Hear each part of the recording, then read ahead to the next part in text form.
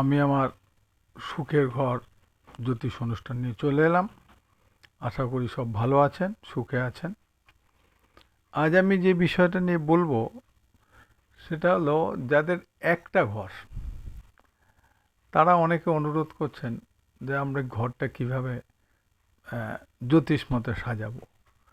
একদম অনেকেই তো সরকার থেকে ঘর বাড়ি পেয়েছেন বা টাকা পেয়েছেন, পাচ্ছেন, করছেন। তারা বলছে আমরা তো কোনো রকমে একটা ঘর, একটা ছোট্ট বারান্দা করব, তা আমাদেরও তো আহ, সাজানোর ইচ্ছা থাকে।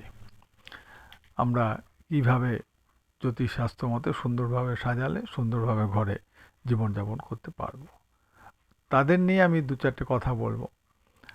প্রথমত আমি বলিনি, যারা হিন্দু ধর্মাবলম্বী তারা চেষ্টা করবেন যে ঘরটা আহ, দক্ষিণমুখ অথবা পূর্বমুখ করতে, পূর্ব দিকে মুখ থাকবে।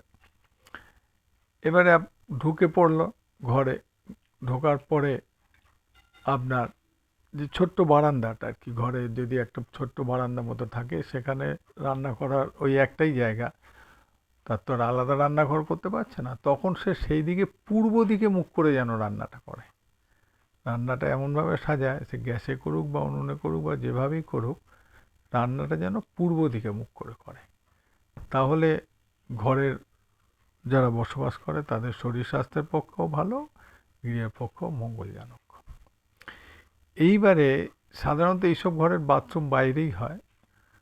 আর আপনারা যারা হিন্দু ধর্মাবলম্বী তারা ঘরে ঢুকে উত্তর পূর্ব কোণটাকে বেছে নেবেন কোনো ঈশ্বরের মূর্তি রাখার জন্য, বিশেষ করে যদি ওখানে শিব মূর্তি স্থাপন করেন বা অন্য কোনো দেবদেবীর মূর্তি, সিংহাসন যারা তো রাখেন, ঠাকুর পুজো তো কিছু না কিছু করেন, উত্তর পূর্ব কোণটাকে বেছে নেবেন।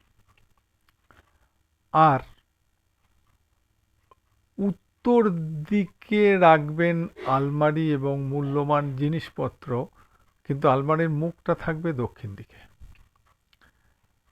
কারণ উত্তর দিকটা কুবেরের স্থান আর উত্তর পূর্বটা হচ্ছে ঈশ্বরের স্থান। তা একই ঘরের মধ্যে করতে গেলে উত্তর পূর্বে আপনি ঠাকুর ঘর উত্তর পূর্ব কোণটা করলেন, আর মাঝামাঝি আপনি আলমারি বা আপনার মূল্যবান জিনিস রাখলেন। পশ্চিম দিকেও আপনি রাখতে পারেন, পশ্চিম দিকে লক্ষ্মীর বসবাস। এখন পশ্চিম দিকে আপনি যদি আলমারি রাখেন, মুখটা পূর্ব দিকে করবেন, যে যার যেভাবে সুবিধা। ওখানেও আপনি অলংকার বা অন্যান্য অর্থ জিনিস রাখতে পারেন, তাতে মা লক্ষ্মী সন্তুষ্ট হন। এবারে ঈশ্বরের যেন কোনো মূর্তি থাকে বা আপনার শিবলিঙ্গ থাকে, যাই থাকুক না কেন, সেই জায়গাটা চেষ্টা করবেন রাত্রিবেলা একটা পর্দা দিয়ে ঢেকে দিতে। যেহেতু আপনার আলাদা ঠাকুর ঘর নেই, কিন্তু একটা পর্দা, হ্যাঁ, সুন্দরভাবে একটা পর্দা দিয়ে যদি ঢেকে দিতে পারেন, খুব ভালো হয় সিংহাসনটা। এইবারে চলে আসি, যদি ঘড়ি থাকে, আপনি ঘড়িটা পূর্ব দিকে দেবেন পশ্চিমে মুখ করে। আর ঘড়িটা সবসময় একটু মাঝামাঝি জায়গায় রাখলেন। আর বিছানা, বিছানা যদি দক্ষিণ পশ্চিম দিকে হয় ভালো। দক্ষিণ পশ্চিম দিকে মানে ছোট ঘরের আপনার একটু পশ্চিম দিক চেপে করবেন। হ্যাঁ, দক্ষিণ পশ্চিম চেপে যদি বিছানাটা রাখতে পারেন আপনাদের পক্ষে ভালো, সেটা সুস্থ। বিশেষ করে বাড়ির কর্তা যদি দক্ষিণ পশ্চিম দিকে থাকে তাহলে তার পক্ষে ভালো। আর জানলা রাখবেন যাতে ঘরে আলো বাতাস, ভালো পরিষ্কার বাতাস প্রবেশ করে। সকাল সন্ধ্যা গঙ্গা জল ছড়া দেবেন, ধূপ ধুনো দেবেন, যেগুলো করে সেটা তো সবাই করে, সব বাড়িতেই করে। আর আপনাদের কোনো আয়না যদি রাখেন, আয়নাটা আপনি এমনভাবে রাখবেন যেন বিছানার ছবিটা পড়া, মানে সরাসরি দেখা না যায়। যদি দেখা যায় তাহলে রাত্রে অবশ্যই আয়নাটা ঢেকে রাখবেন।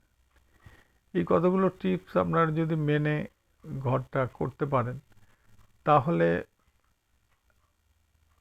আমার মনে হয়, শুধু না, শাস্ত্র মতে আপনারা সুন্দরভাবে থাকতে পারবেন, সুন্দরভাবে বসবাস করতে পারবেন এবং ঘরে শান্তি বিরাজ করবে। আর পূর্ব দিকে আপনি আপনার অন্য জিনিস রাখতে পারেন। ধরুন আর পূর্ব দিকে দরজা হলে সেখানে একটু ময়ূরের পালক টালক দিয়ে দিলেন।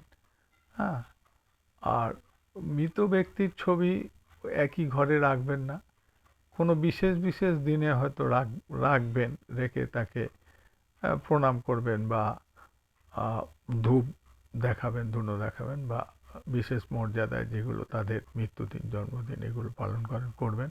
কিন্তু ঠাকুরের একই জায়গায় মৃত ব্যক্তির জিনিস রাখবেন না, কারণ একটা ঘরে ওগুলো সব রাখা যায় না। এই জিনিসগুলো করুন। আর বাথরুমে এক টুকরো ফটকিরি বা নুন রেখে দিন। দেখুন আপনার ছোট্ট ঘরেই শান্তি বিরাজ করবে। সুখে থাকবেন, ভালো থাকবেন। আপনাদের অনুরোধ মতো আমি ছোট্ট ঘর সাজানোর জন্য সামান্য কিছু টিপস দিলাম। ভালো থাকুন, সুখে থাকুন।